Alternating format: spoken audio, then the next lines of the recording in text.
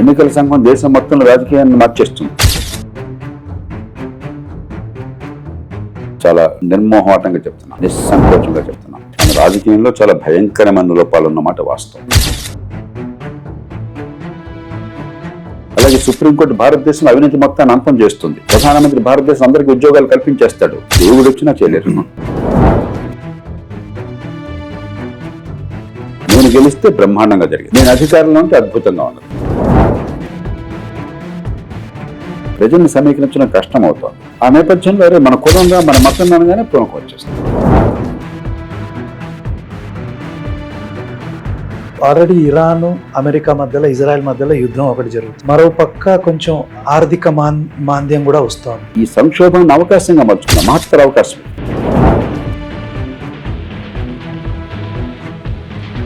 సరే, ఇప్పుడు ప్రభుత్వం మారినా కూడా common goals or common targets లాంటివి మనం ప్రభుత్వాలకి సజెస్ట్ చేయొచ్చు. ఖచ్చితంగా ఏ ప్రభుత్వంతో మనకి ఏం కావాలా?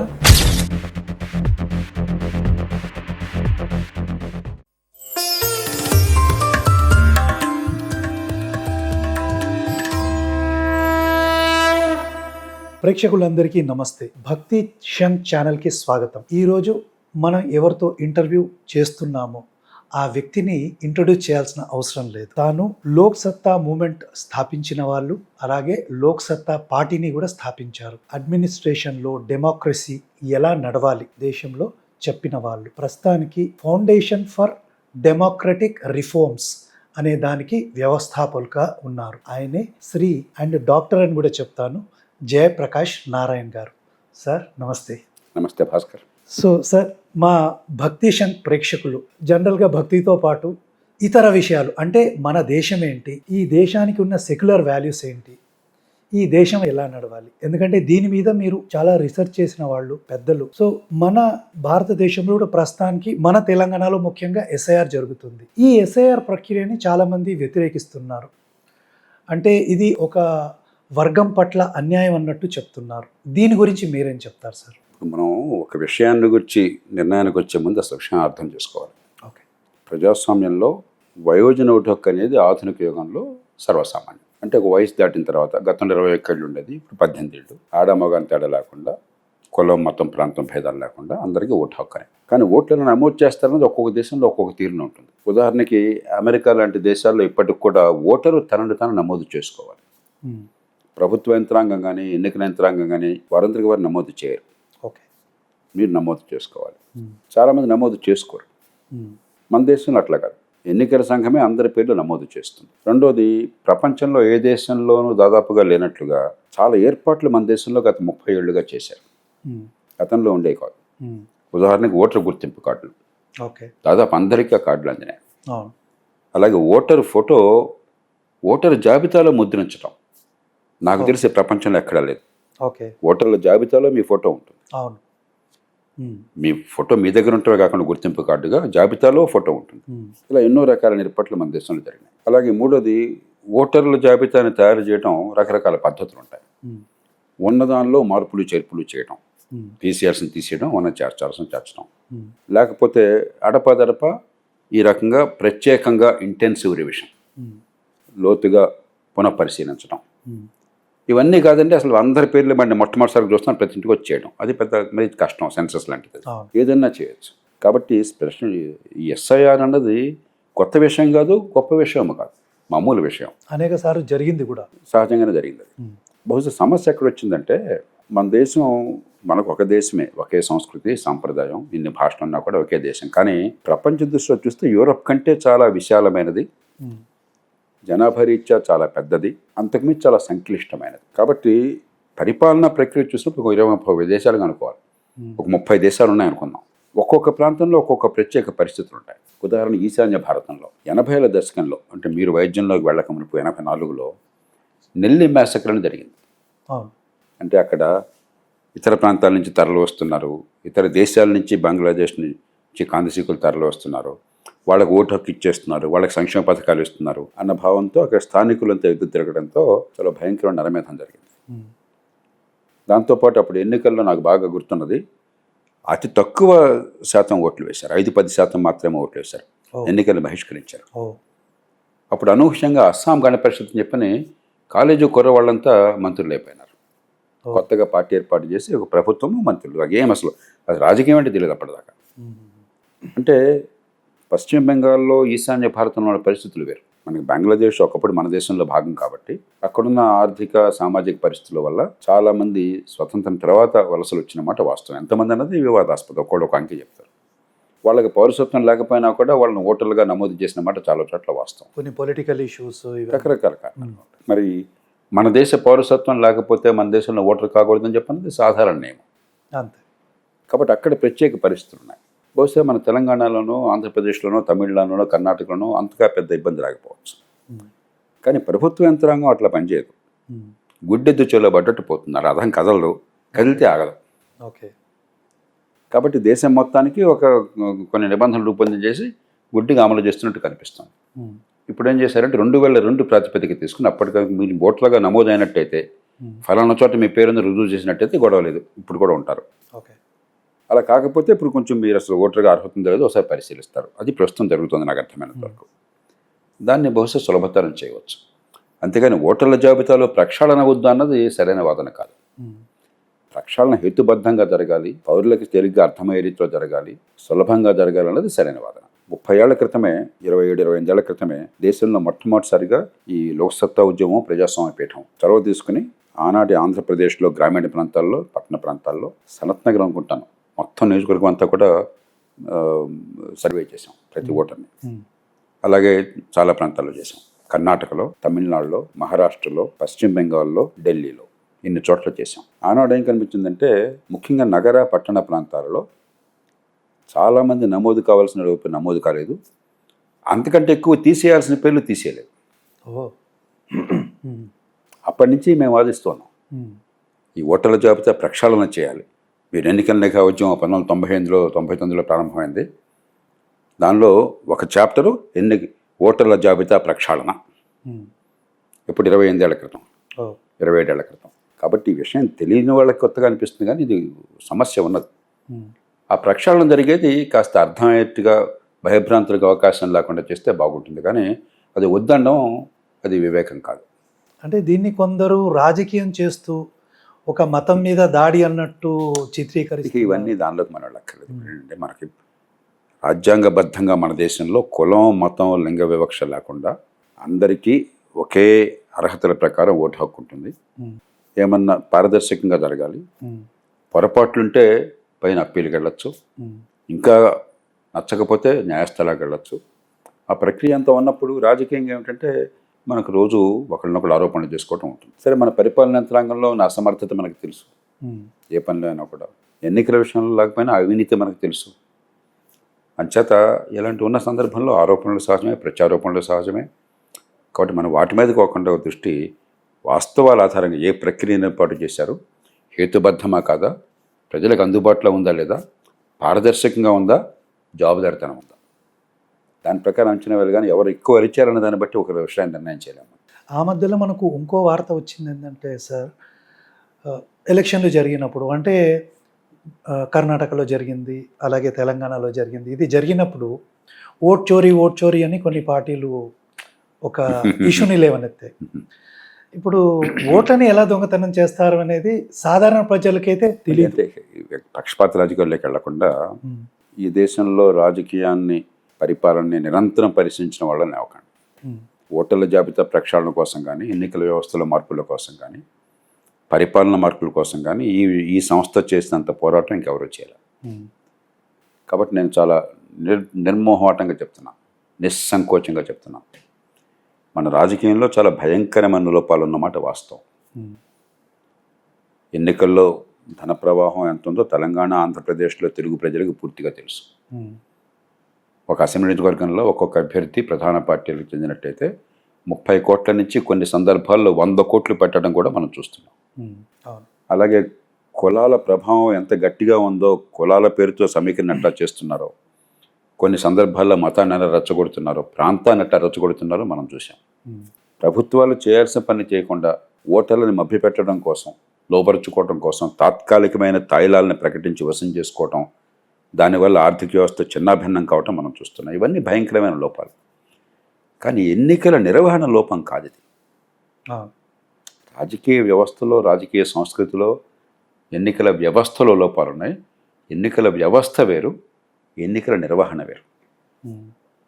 నిర్వహణ అంటే ఉన్నంతలో ఎన్ని లోపాలున్నా కూడా అందరికీ ఓటు వేసే అవకాశాన్ని కల్పించారా? స్వేచ్ఛగా రహస్య బ్యాలెట్ ద్వారా వాళ్ళు వేసుకోగలుగుతున్నారా భయం లేకుండా? వేసిన ఓటును నిజాయితీగా నమోదు చేశారా? నమోదు చేసిన ఓటుని తప్పులు లేకుండా నిష్పాక్షంగా లెక్క పెట్టారా? ఎవరికి ఎక్కువ ఓట్లు వస్తే వాళ్ళు నెగ్గినట్టుగా ప్రకటిస్తున్నారా లేదా? ఇంతవరకే ఎన్నికల ప్రక్రియ. మనం ఏమనుకుంటున్నాం, ఎన్నికల సంఘం దేశం మొత్తం రాజకీయాన్ని మార్చేస్తుంది. కాదు, లేదు. అంటే ఎలక్షన్ కమిషన్కే రాజకీయాన్ని అంటగడుతున్నారు. అది ఎన్నికల సంఘం బాధ్యత కాదు. అలాగే సుప్రీంకోర్టు భారతదేశంలో అవినీతి మొత్తాన్ని అంతం చేస్తుంది. ప్రధానమంత్రి భారతదేశం అందరికీ ఉద్యోగాలు కల్పించేస్తాడు. దేవుడు వచ్చినా చేయలేరు. దానికి చాలా పనులు కావాలి, దేశం అంతా పూనుకోవాలి. కాబట్టి ఏ సంస్థ ఏ పని చేయాలో తెలియక శేషన్ గారు ఉన్నాడు. శేషన్ అద్భుతమైనడు. శేషన్ నాకు మంచి మిత్రుడు. ఆయనకి జీవితకాలంలో మిగిలిన కొద్దిమంది ఆప్తమిత్రులు నేను ఒకడు. ఎందుకంటే నాకు కొంచెం నోటు దురుసు ఉన్నది. అందుకని చాలామంది మిత్రులను కోల్పోయాడు. నేను ఒక్కడనే చివరిదాకా మిత్రున్నాను. ఆయన అంటే నాకు అభిమానం ఉంది. కానీ శేషన్ అద్భుతాలు చేశాడు. వాస్తవం కాదు అది. ఆయన కొన్ని మంచి పనులు చేశాడు. ఆయన ముందున్న ఎన్నికల సంఘం కమిషన్లు చేసినట్టుగానే, ఆయన తర్వాత వాళ్ళు చేస్తున్నట్టుగానే. అందరూ మంచి చేయాలనే చూస్తారు. కాకపోతే ఆయన కొంచెం గొంతు బాగా ఉంది కాబట్టి ఆయన ఎన్నికల సంఘం ప్రత్యేకత ఉందని ప్రజలకు రచ్చ చెప్పగలిగాడు. ఇంత తప్ప అంత లేదు. ఎందుకంటే ఎన్నికల వ్యవస్థను మార్చే శక్తి ఆయన చేతిలో లేదు. చేయాలని కోరిక లేకపోవటం కాదు, అది ఆయన బాధ్యత కాదు. అది పార్లమెంటు చేయాలి, చట్టాల రూపంలో, రాజ్యాంగం రూపంలో చేయాలి. రెండోది, మన దేశంలో ఎట్లా ఉందంటే పరిస్థితి, 100% సందర్భాల్లో ఈ మనుషులే ఆ పార్టీలో ఉంటారు, ఈ పార్టీలో ఉంటారు. పోటీ చేసేది వాళ్ళే. ఎలక్షన్ ముందు సందర్భాన్ని బట్టి, స్థానిక ఉన్న పరిస్థితిని బట్టి అటు ఇటు గెలుచుతారు. ఇద్దరు ఒకే రకమైనటువంటి ఆయుధాలు ప్రయోగిస్తారు. డబ్బులు కానీ, కులం కానీ, ఇంకా మిగతా కానీ.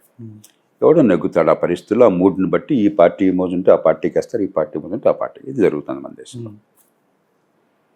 దీనిలో మన భ్రమ ఏంటి? వీడి బదులు ఆడు గెలిచితే దేశం అంతా మారిపోతుంది.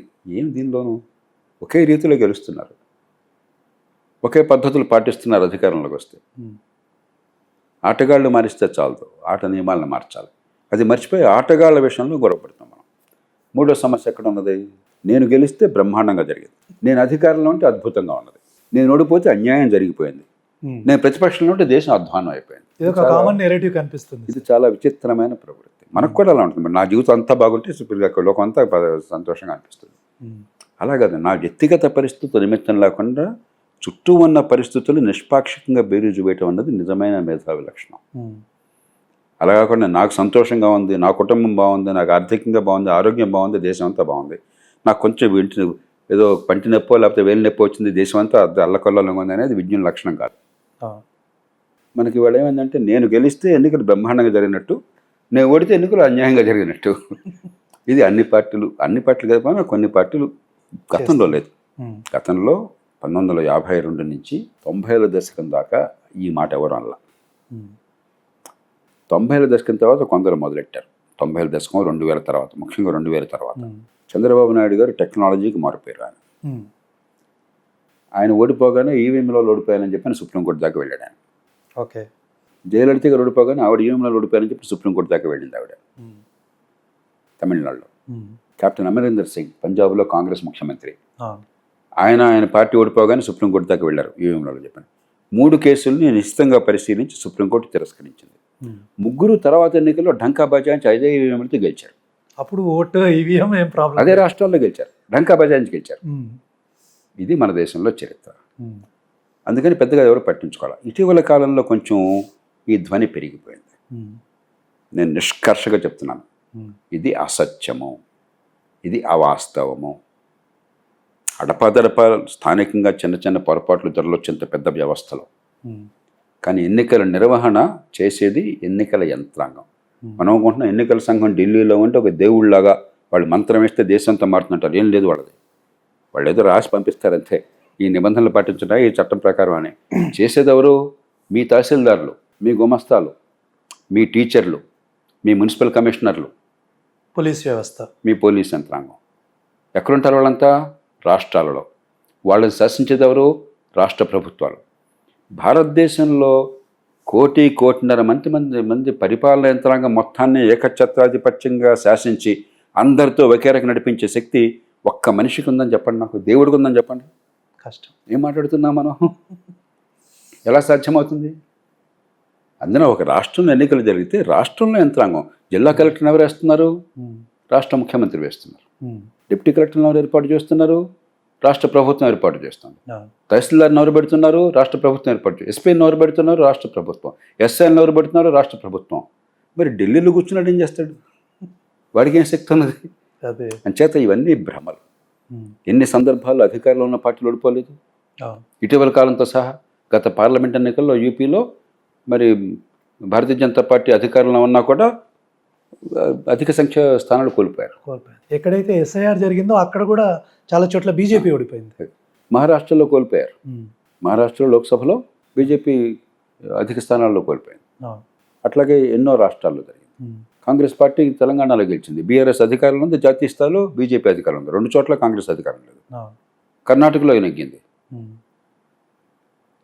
మరి తమిళనాడులో అనూహ్యంగా ముక్కు మొహందేని కొత్త పార్టీ వచ్చేసి గెలిచింది. వేళ రాష్ట్రంలో ఉన్న అధికార పార్టీ పోయింది, దేశంలో ఉన్న అధికార పార్టీ పోయింది. ఇవన్నీ చూశాక కూడా మనం ఇంకా ఏమనుకుంటే మనకి ఏంటంటే కొద్దిగా ఎక్కడో కుట్ర జరిగిపోతుంది, ఏదో అయిపోతుందని తప్ప హేతుబద్ధంగా కారణాలను అన్వేషించడం ప్రజాస్వామ్యం లోపాలకి, వాటిని అందరినీ కలిపి విచక్షణతో మంచి మార్గాలు ప్రతిపాదించి దాన్ని సాధించడం, దాని ద్వారా మేలును చేకూర్చడం మర్చిపోయి ఒకళ్ళనొకళ్ళు తిట్టిపోసుకోవటంలో మనం చాలా సరదా చూపెడుతున్నాం. అంటే ఇక్కడ ఏమవుతుంది సార్, ఇప్పుడు గ్రౌండ్ లెవెల్లో అన్ఎడ్యుకేటెడ్ ఉన్న వాళ్ళు ఇలాంటి మాటలు నమ్ముతారు. ఎడ్యుకేటెడ్ అయిన వాళ్ళు ఇదంతా ప్రపగండా టైప్ ఉందిలే, ఎందుకంటే గెలిచిన చోటనేమో ఏం లేదంటారు. దీనికి మనం పెద్దగా ఆక్సిజన్ ఇవ్వక్కర్లేదు. నేను నిష్కర్షగా చెప్తున్నా, ఇవి అవాస్తవము. నిజమైన సమస్య ఉన్నది ఇక్కడ కాదు. ఓకే, అసలు సమస్యను వదిలేసి దీనిలో వెళ్ళబోకండి, సమయం వృధా చేసుకోబోకండి. ఎందుకంటే సమయం కేటాయించడం అవసరం లేదు. ఎందుకంటే పెద్ద లోతుగా ఆలోచన లేనటువంటి, ఇప్పుడు లాల్ బహదూర్ శాస్త్రి గారు ఇందిరాగాంధీ చంపిందని నమ్మేవాళ్ళు చాలామంది ఉన్నారు. అర్థమందా ఏమన్నా? అర్థమందా ఏమన్నా? ఆ రోజుల్లో కొంత ప్రతిపక్ష నాయకుడుగా అనేవారు. నాకు కుల్దీప్ నాయర్ గారు ఒకసారి చెప్పాడు. కుల్దీప్ నాయర్ గారు లాల్ బహదూర్ శాస్త్రికి ఇన్ఫర్మేషన్ అడ్వైజర్. మొరార్జీ దేశాయ్ కూడా చాలా సన్నిహితురాలు. అంటే ఎమర్జెన్సీలో జైలుకి వెళ్ళినవాడు కుల్దీప్ నాయర్. మొరార్జీ దేశాయ్ గారు ఎప్పుడో ఒకసారి బహిరంగ ప్రచారంలో అవును లాల్ బహదూర్ శాస్త్రి గారిని కుట్రగా చంపించేశారు అని చెప్పి అన్నట్ట. ఈయన అడిగారు, నిజంగా మీరు నమ్ముతున్నారు అలా జరిగిందని చెప్పి. ఏం లేదయ్యా, రాజకీయం అంతే అన్నట్టు. కాబట్టి రాజకీయం అంటే అబద్ధాలైన ఆడవచ్చు అని చెప్పినది ఒక దురదృష్టవశాత్తు అది వచ్చేసింది. కాబట్టి దాన్ని మనకి సీరియస్గా తీసుకోవాలి. మనకి పార్టీలు, ఏ పార్టీ మనకైతే ఏం కావాలా? ప్రజలకి మేలు జరుగుతుందా లేదా, ఈ వ్యవస్థలో ఇంకా జవజీవాలు ఉన్నాయా లేదా, చాలా లోపాలు ఉన్నాయి. ఈ వ్యవస్థలో ఉన్న లోపాలను ఎండగట్టినంత గత 30 ఏళ్ళుగా భారతదేశంలో ఎవరు ఎండగట్టలా. కానీ ఇవి కాదు లోపాలు. అసలు లోపాలను పక్కన పెట్టి లేని వాటిని వెతుకుతాం, పైన చూస్తున్నాం. సో ఇప్పుడు నెక్స్ట్ జనరేషన్, యంగ్ జనరేషన్ రాజకీయాల్లోకి వచ్చి ఇలాంటి వాటిని మార్చాల్సిన అవసరం ఉందంటారా సార్? ఇప్పుడు ఎందుకంటే కొత్త జనరేషన్ ఎడ్యుకేటెడ్, భవిష్యత్తు యువతది. ఎందుకని ఇప్పుడు నేను ఉన్నాను, నాకు 70 ఏళ్ళు వచ్చినాయి. అదృష్టం అంటే ఒక 10-15 ఏళ్ళు, 20 ఏళ్ళు, అంతే కదా. మరి యువత జనాభా ఎక్కువ మన దేశంలో. మీడియన్ ఏజ్ అంటాం, అంటే దాదాపు 50% మంది 28 ఏళ్ల లోపల, 29 ఏళ్ల లోపల ఉన్నారు. మరి 40 ఏళ్ల లోపలైతే బహుశా 75% ఉండి ఉండొచ్చు దేశంలో. 70-75% ఉంటారు. శాతం ఎక్కువ. బతకబోయే కాలాలను లెక్కేస్తే వాళ్ళు సగటున 50 ఏళ్ళు బతుకుతారు, ఇంకో 60 ఏళ్ళు బతుకుతారు. కాబట్టి ఈ దేశంలో 95% వాటా వాళ్ళది. దేశ భవిష్యత్తులో 95% వాళ్ళది. మరి మీ ఆస్తిని మీరు కాపాడుకోపోతే ఎట్లాగా? మీ ఆస్తిది, మీ భవిష్యత్తు, ఇంకెవరిది కాదు భవిష్యత్తు. కాబట్టి యువతకి ఎవరు పిలుపువక్కర్లా. దీని గురించి పట్టించుకోవటం, క్రియాశీలకంగా నిర్మాణాత్మకంగా పాలు పంచుకోవటం, ఊరికే తిట్లు శాపనార్థాలు కాకుండా, హింస కాకుండా, తప్పులుంటే సవరించటం, మంచి ఉంటే దాన్ని పెంచటం, అది యువత భవిష్యత్తుకు అవసరం. కాబట్టి మనం కోరేదల్లా, అరే మీ ఆస్తులు మీరు కాపాడుకుంటారా, మీ వారసత్వం ఇది, మీ కుటుంబం, ఇది వచ్చేది మీకే, లాభ నష్టాలు నీకే చెందుతాయి, నువ్వు పట్టించుకో, కాస్త ఒళ్ళు దగ్గర పెట్టుకుని చెప్పాను. దానిలో వివాదానికి ఆస్కారం ఎక్కడ ఉంది? అయితే యంగ్ జనరేషన్ ఒపీనియన్ ఎట్లుందంటే సార్, రాజకీయాలంటే అదొక రొచ్చు, దానిలోకి మేము వెళ్ళాలా అంటే నేను చూశాను చాలామంది ఈ యంగ్ జనరేషన్ ఏదైతే ఉందో ఒక రకమైన నిర్లిప్తత. భాస్కర్, దాని రాజకీయాలకి గురించి వెళ్ళాలి. ఓల్డ్ జనరేషన్లో కూడా ఉంది. ఇప్పుడు రాజకీయం అంటే అర్థం ఏమిటి? ఉమ్, రాజకీయం అంటే ఎమ్మెల్యే పోటీ, రాజకీయం అంటే 30 కోట్ల రూపాయల ఖర్చు, రాజకీయం అని చెప్పంటే ఈ ఈ కుట్రలు కుతంత్రాలు అన్నట్టయితే ఆ రాజకీయం ఎవరికి ఇష్టం ఉండదు. అవును, రాజకీయానికి నిజమైన అర్థం అది కాదు. అవును. మన రాజకీయాన్ని వికృతమైన అధికార క్రీడగా మార్చేశాం. ప్రాబ్లం అంతా అక్కడ. సమస్య అది కాదు. ఉమ్, పోటీ కావాలి రాజకీయంలో, అది కాదు నిజమైనది. ఉమ్, రాజకీయం అంటే మన పన్నుల డబ్బుల్ని ఉమ్, మన ఉమ్మడి ప్రయోజనాల కోసం, మన భవిష్యత్తు కోసం ఎట్లా వినియోగిస్తారు, ఉమ్, మన ప్రవర్తనను నిర్దేశించడం కోసం ఎలాంటి విధానాలు రూపొందిస్తారు, ఉమ్, ఎలాంటి చట్టాలను చేస్తారు, ఎలాంటి నియంత్రణ చేపడతారు. ఉమ్. ఇది రాజకీయానికి అర్థం. ఓకే. కాబట్టి రాజకీయాన్ని పట్టించుకోను అంటే నా ఇంటి బయట ఉన్న ట్రాఫిక్ నేను పట్టించుకోను అంటే ట్రాఫిక్లో నష్టపోయింది నువ్వేరా, ఇంకెవడో కాదు. అవును, ఇంట్లో మంచినీళ్ళు వస్తున్నా లేదో ప్రతిరోజు పట్టించుకోనండి, మంచినీళ్ళు లేకపోతే నష్టపోయింది నువ్వేరా. అవును. ముడినీళ్ళు మంచినీళ్ళు కలిసిపోతే నీకేరా జబ్బులు వచ్చేది. ఉమ్, దోమలు బయట తిరుగాడుతున్నా కూడా జబ్బులు వస్తున్న చిక్కుడుగుంజ వచ్చినా పట్టించుకో, జబ్బు వచ్చేది నీకేరా, దోమ కుట్టేది నీకే. ఎగ్జాక్ట్లీ. రాజకీయం ఎక్కడో లేదు, ఉమ్, సమాజ హితంలో ఉంది. మంది ప్రయోజనం ఎక్కడో లేదు. దోమలు కుట్ట నాపటంలో, మంచినీళ్ళు రావటంలో, విద్యుత్ నిరంతరం అందటంలో, రోడ్లు సరిగ్గా ఉండడంలో, ట్రాఫిక్ సరిగ్గా నియంత్రించడంలో, మన పిల్లలకి మంచి మంచి విద్యాబోధన స్కూళ్ళలో జరిగే మేధస్సు వికసించడంలో, మనకి కుటుంబానికి మంచి ఆరోగ్యం అందటంలో ఉంది. దాన్ని పట్టించుకోండి అవడం అంటాడా? కాబట్టి రాజకీయం అనగానే ఎన్నికల్లో పోటీ, వాడి గెలుపు వీడి ఓటమి, వాడి ఓటమి గెలుపు నాకేం కావాలి మీకేం కావాలి, వాడి కోసం కాదు, అవును. మన కోసం. ఇవి పన్ను కట్టే వాళ్ళ కోసం, ఓటు వేసే వాళ్ళ కోసం. అది అర్థమైతే రాజకీయం వద్దని ఎవరు అనలేరు. ఉమ్. వాళ్ళ కోసం అనుకుంటే నాకెందుకు అనుకుంటే తప్పలేదు. ఎందుకంటే నేను ఈవెన్ మా పిల్లల్ని ఒకసారి మాట్లాడినప్పుడు కూడా డాడీ నేను వచ్చి ఓటేయాలా, నాకు అవసరమా అంటే యంగ్ జనరేషన్ అనేది నాకెందుకులే అనే ఒక భావనలో ఉన్నారు. వాళ్ళని ఉంది కానీ మెరుగుపడుతుంది. ఇప్పుడు పరిస్థితులు ఇప్పుడు ఏ దేశంలోనూ కూడా అందరూ ఆసక్తి చూపెట్టరు. కానీ గతంతో పోలిస్తే దేశంలో మధ్యతరగతి వర్గాలు కానీ, యువత కానీ, పట్టణీకులు కానీ గతంలో అసలు ఓటుకి మొగ్గు చూపేవాళ్ళు కాదు. ఇప్పుడు మన దేశంలో చూసినట్టయితే మీరు మన ఎన్నికల వ్యవస్థ ఉన్న దేశాల్లో first past the post system అంటాం. అతి ఎక్కువ ఓటింగ్ శాతం ఉన్న దేశం భారతదేశం. ఆ వ్యవస్థ ఉన్నది. కాబట్టి పట్టణ ప్రాంతాల్లోనూ మధ్యతరగతిలో యువతలో కూడా ఓటు వేయాలి, వేయకపోతే అట్లా అనే భావం పెరుగుతుంది. ఇంకా కొందరు ఉన్నట్టయితే కలెక్టర్ మారుతుంది. కానీ ఓటు వేస్తే నా జీవితం మరింత బాగుపడుతున్న విశ్వాసాన్ని కలిగించే వ్యవస్థ నిర్మాణం చేయడం కూడా పాలకుల బాధ్యత. కానీ వాళ్ళు చేస్తారా సార్? వాళ్ళెవరు? మనమే కదా, మనమే ఓటేసేది, మనం చేయాలి. కాబట్టి వాళ్ళు చెబితే మనం మెడలోని చేయించాలి, సో మన గొంతు విప్పాలి. మార్చకూడదు, సిస్టమ్ని మార్చాలంటారు అంతే. సో ఇంకో ప్రశ్న ఇది, అంటే ఈరోజు జరుగుతుంది కాబట్టి మిమ్మల్ని అడుగుతున్నాను సార్. రాజకీయాల్లోకి మతాన్ని దూర్చుతున్నారు చాలామంది. అంటే ఒక పార్టీ ఒక మతానికి సంబంధించి, ఈవెన్ మన తెలంగాణలో చూసినా ఒక సీఎం గారే నేను ఫలానా మతం కోసం పనిచేస్తాను అన్నట్టు స్టేట్మెంట్లు ఇచ్చారు. ఇలాంటివి ఈ రాజకీయాన్ని దిగజారుస్తాయా? ఇలాంటివి మనం అవాయిడ్ చేస్తే బాగుంటుంది. అంటే పరుషమైన పదాలు అక్కర్లేదు, కానీ మూల కారణాలకు వెళదాం. సరైన రాజకీయంలో ప్రజల్ని పన్ను కట్టేవాళ్ళుగా, ఉమ్మడి సేవలు పొందేవాళ్ళుగా మనం సమీకరించగలగాలి. ఓకే.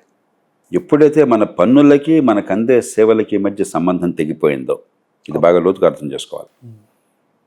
మన ఓటుకి మన భవిష్యత్తుకి మధ్య సంబంధం తెగిపోయిందో, పన్ను కట్టేవాళ్ళుగా ఓటర్లుగా సమీకరించడం కష్టమైపోతుంది. మరి తరతరాలుగా ఈ దేశంలో కులం మతం ఉన్నమాట వాస్తవమే కదా.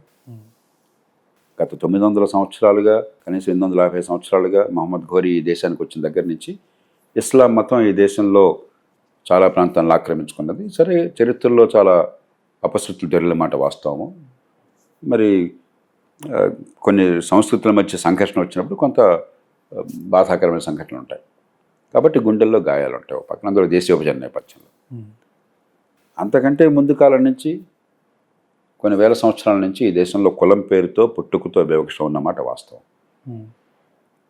కాబట్టి గుండెలు గాయపడ్డాయి చాలామందికి. అంచేత మిగతావన్నీ ఎట్లా ఉన్నా కూడా, అరే మన కులం రా, మన మతం అనగానే కొంచెం పూనకం వచ్చేస్తుంది. రాజకీయం ఏం చేయాలి? రాజ్యాంగ విలువలను ప్రతిపాదించి ఈ కులము మతం అన్న స్పృహ కంటే పౌరసత్వం అన్న స్పృహని పెంచాలి. అంటే మన ఓటుకి మన భవిష్యత్తుకి మధ్య సంబంధాన్ని ప్రజలకు అర్థమయ్యేలా ఏర్పాటు చేయాలి. అలా చేయలేం మనం. కేంద్రీకరించిన అధికారంతో ఎవడొచ్చినా మనకు తేడా అనేది ఎన్నికల టైంలో 4 రోజులు హడావిడే తప్ప రేపు ఎవడు ఎన్నికైనా నా బతుకులో తేడా కనిపించదు నాకు. ఆ పరిస్థితి వచ్చింది. కాబట్టి ఓటుకి పెద్ద విలువ లేకుండా పోయింది. అట్లాగే నేను కట్టే పన్నులకి నాకు జరిగే పనులకి సంబంధం లేదు. ఈ పన్ను రెండు కట్టేది ఒకడు, ఫలితాన్ని పొందేవాడు ఈ రెండు ఎప్పుడైతే అయిపోయినాయో ప్రజలు ఇన్స్పైర్ కావట్లా, ప్రజల్ని సమీకరించడం కష్టం అవుతుంది. ఆ నేపథ్యంలో అరే మన కులం రా, మన మతం అనగానే పూనకం వచ్చేస్తుంది, దాన్ని వాడుకుంటున్నారు.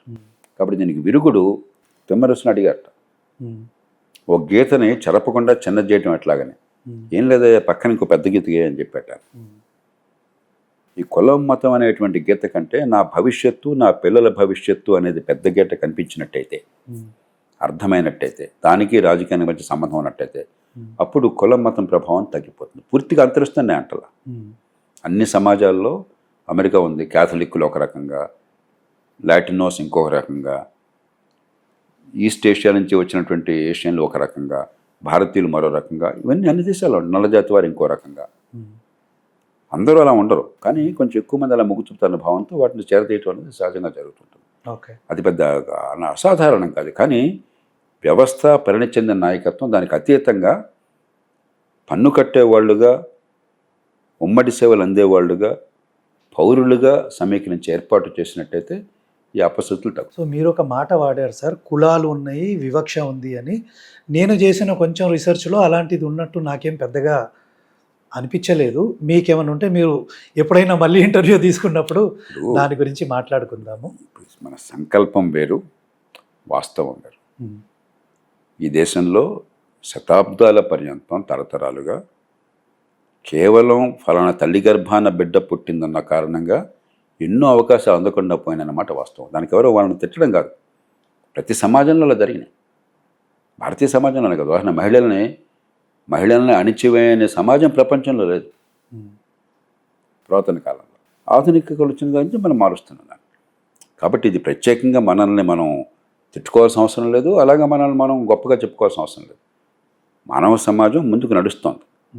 ఈ మానవ పరిణామంలో ఒక్కొక్క దశలో కొన్ని సందర్భాల్లో కొన్ని దేశాల్లో బానిసత్వం ఉన్నది, కొన్ని దేశాల్లో ఒంటి రంగుని బట్టి వివక్ష ఉన్నది. మన దేశంలో పుట్టుకను బట్టి కులం నిర్ణయించారు, కులాన్ని బట్టి చాలా సందర్భాల్లో భవిష్యత్తు నిర్ణయం వాస్తవం. దానికి కారణాలు ఏమిటి, దాని పుట్టుపూర్వతలు ఏమిటి తర్వాత చూద్దాం.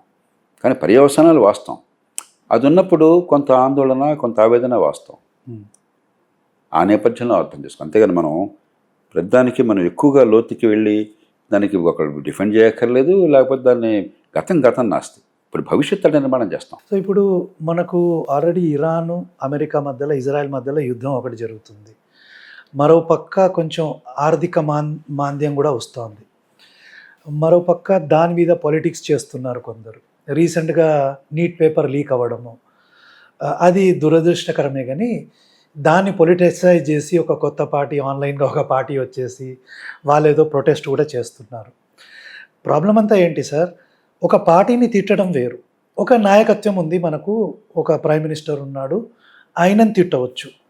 కానీ ఆయనను మధ్యలో పెట్టుకొని దేశాన్ని తిడుతున్న వాళ్ళు ఉన్నారు కదా, ఈ రెండుటికి తేడా తెలియని వాళ్ళు ఉన్నారు కదా. దాని గురించి మనం ఏంటంటే దానిలోకి వెళ్లకుండా అంశాల ప్రతిపదికన మనం ఆలోచిస్తే పరిష్కారాలు వస్తాయి. ఉదాహరణకి ఇరాన్ సంక్షోభం ఖచ్చితంగా ప్రపంచం మొత్తానికి, భారతదేశానికి సంకటం. ఇరాన్ గెలిచిందా మరొకటి గెలిచారో మనకు అనవసరం, వాడికి ఏమైందో మనకు అనవసరం, మనకేమవుతుందో మనం చూసుకుందాం. 4000 సంవత్సరాల కాలం నుంచి, అంటే దాదాపుగా హరప్పా నాగరికత కాలం నుంచి, సింధు నాగరికత కాలం నుంచి మనకి మధ్యప్రాచ్యానికి, అక్కడి నుంచి రోమన్ సామ్రాజ్యానికి వాణిజ్యం ఉండేది. ఆ రోజుల్లోనే అరబ్బులు మనవాళ్ళు ఋతుపానాల ద్వారా నౌకాయానాన్ని అర్థం చేసుకున్నారు. ఆ రోజుల్లో మీకు మరపడవలు లేవు కాబట్టి ఋతుపవనాలు గాలి అట్నుంచి ఇటు వస్తుంటే ఓడలు ఇటు వచ్చేవి. మళ్ళీ ఋతుపవనాలు తిరుగు గాలి వెళుతున్నప్పుడు రేపు సెప్టెంబర్, అక్టోబర్ మాసం నుంచి ఫిబ్రవరి దాకా తిరిగి వెళ్ళే ఓడలు. ఒక 3 నెలల పాటు ఇటు వచ్చేవి ఈ కాలంలో, 3 నెలల పాటు అటు వెళ్ళేవి. ఆ రోజు వాణిజ్యం అట్లాగా. అంతకాలంలో కూడా ఈ గల్ఫ్ ఆఫ్ హార్మజ్ స్ట్రైట్ ద్వారా వాణిజ్యం జరిగింది. మొట్టమొదటిసారిగా 4000 సంవత్సరాల చరిత్రలో ఇరాన్ వాళ్ళు వచ్చి, వాళ్ళ కారణాలు వాడుకుంటే మనకు అనవసరం, మనం చూసుకోవాల్సింది మన ప్రయోజనం. మేము రానేమో బస్తీ మీద సవాల్ అంటున్నారు అక్కడ. అదేదో మామూలు వాణిజ్యం అయితే అదొక రకం. ప్రపంచానికి ఆధునిక యుగంలో అత్యంత కీలకమైన ఇంధనం అంతా ఆ ప్రాంతంలో ఉంది. ఇంధనం ఎగుమతులు ఆగిపోయినాయి. మన దేశం 90% పైగా దిగుమతి మీద ఆధారపడ్డాం. ఆధునిక యుగంలో ఇంధనం లేకపోతే ఆర్థిక వ్యవస్థ లేదు, కుప్పకూలిపోతుంది, భవిష్యత్తు లేదు. కాబట్టి మనం ఆలోచించాల్సింది మన ప్రయోజనాలు అట్లా కాపాడుకోవాలి. వాడు ఇస్లాం వాడా, క్రిస్టియన్ మరొకటి మనకెందుకు గొడవలని, మన ప్రయోజనాలు అట్లా కాపాడుకోవాలి. దానికి 2 మార్గాలు ఉన్నాయి. మనం ఏం చేసినా కూడా ఇవాళ ఉన్న పరిస్థితుల్లో ఇరాన్ మళ్ళీ అక్కడ వాణిజ్యాన్ని ఆటంకపరిచే పరిస్థితులు స్పష్టంగా కనిపిస్తున్నాయి. కాబట్టి అలా జరుగుతుందని అనుకోవాలి మనం. కొంతకాలం పాటు మళ్ళీ అక్కడి నుంచి వాణిజ్యం జరిగినప్పుడు మరి ఎప్పుడైనా వాడు మూసేయచ్చు. వాడి పురులు ఏనాడు బుద్ధి పెడితే అక్కడ మూసేయచ్చు. కాబట్టి దానికి ప్రత్యామ్నాయ మార్గాల కోసం చాలా ప్రయత్నం జరుగుతుంది. ఇప్పటికే సౌదీ అరేబియా వాళ్ళ తూర్పు తీరం నుంచి పశ్చిమ తీరంలో యాన్బు అనేటువంటి పోర్ట్కి, రెడ్ సీ ఎర్ర సముద్రానికి 7 మిలియన్ బ్యారెల్స్ పంపిస్తున్నారు. ఈ 4 నెలల కాలంలో 7 మిలియన్ బ్యారెల్స్ ఇక్కడ పంపించకపోయినట్టయితే ప్రపంచం ఇంకా అంధకాలంలో ఉంటుంది. ఇంత గందరగోళమైనా కూడా 20 మిలియన్ బ్యారెల్స్ 7 మిలియన్ బ్యారెల్స్ అటు నుంచి వచ్చేస్తుంది ప్రపంచానికి నిశ్శబ్దంగా. అట్లాగే యునైటెడ్ అరబ్ ఎమిరేట్స్ వారు అబుదాబి వారు ఫుజైరా అనే పోర్టు ద్వారా గల్ఫ్ ఆఫ్ ఒమన్కి 1.5 మిలియన్ బ్యారెల్స్ పంపిస్తున్నారు రోజుకి. ఇంకొక 4 మిలియన్ బ్యారెల్స్ కోసం చెప్పని కొత్తగా పైప్ లైన్ వేస్తున్నారు. వచ్చే సంవత్సరానికి పూర్తి అయిపోతుంది. అట్లాగే ఒమాన్ పోర్టులకి డైరెక్ట్గా కనుక గల్ఫ్ ఆఫ్ హార్మజ్ ద్వారా అవసరం లేకుండా మనం మధ్యప్రాచ్య దేశాల నుంచి రోడ్డు కానీ పైప్ లైన్ కానీ ఏర్పాటు చేసినట్టయితే డైరెక్ట్గా ఇండియన్ ఓషన్లోకి, అరేబియా సముద్రంలోకి వచ్చి అక్కడి నుంచే మనకి ఇండియాకి వచ్చేస్తాయి. వీటన్నిటినీ మనం 100% సమర్థించాలి. దానికోసం మనకున్న దౌత్య బలాన్ని, ఆర్థిక బలాన్ని పూర్తి కేటాయించాలి. 1-2 ఏళ్లలో ఆ పని జరిగిపోయింది అనుకోండి, ఇక ఇరాన్ వాడు ఏం చేసినా, ఆ గల్ఫ్ స్ట్రెయిట్ ఆఫ్ హార్మజ్లో ఏం జరిగినా కూడా మనకి ఇబ్బంది లేదు, ప్రపంచానికి ఇబ్బంది లేదు. ఇవన్నీ జరుగుతున్నాయి, అనివార్యం. వాళ్ళకి అవసరం, మనకు అవసరం, ప్రపంచానికి అవసరం. కాబట్టి వాళ్ళు ఎవరు తప్పు ఎవరి మనకెందుకు ఇవన్నీ, ఈ పంచాయతీలు తర్వాత చూసుకుందాం. ఇది ఒకటి. ఇది కూడా చాలదు. కానీ చమురు మనకి ఏ ఇబ్బంది లేకుండా పుష్కలంగా దొరుకుతుంది అనుకున్నా కూడా మనమే ఫ్రీగా దొరకట్లేదు కదా. డబ్బు ఇచ్చి డాలర్లు పెట్టి కొట్టున్నాం. $100 బిలియన్ల ప్రతి సంవత్సరం వాళ్ళకి తరలిపోతుంది. మన దేశంలో వాణిజ్య లోటు ఉంటుంది. మన దేశంలో వాణిజ్య లోటుకి అతిపెద్ద కారణం ఇంధనం దిగుమతి. మనకి పుష్కలంగా సూర్యకాంతి ఉన్నది. సంవత్సరం పొడుగుతో సూర్యకాంతి ఉన్న కొద్ది దేశాల్లో భారతదేశం. మన అదృష్టం కొద్దీ ఇవాళ కాలంలో సూర్యకాంతి నుంచి విద్యుత్తుని జనింపజేయచ్చు. పూర్వకాలం కూడా టెక్నాలజీ ఉన్నా కూడా అది ఆర్థికంగా సాధ్యమయ్యేది కాదు. ఇవాళ చాలా కారు చౌకగా సౌర విద్యుత్తు సాధ్యం. ఇప్పటికే కొంత 147 గిగావాట్లు ఇప్పటికే మనం ఏర్పాటు చేసుకున్నాం. గణనీయంగా పెంచాలి. చైనా 2000 గిగావాట్లకి వెళ్ళారు. 2000 గిగావాట్లు అంటే 20 లక్షల మెగావాట్లు.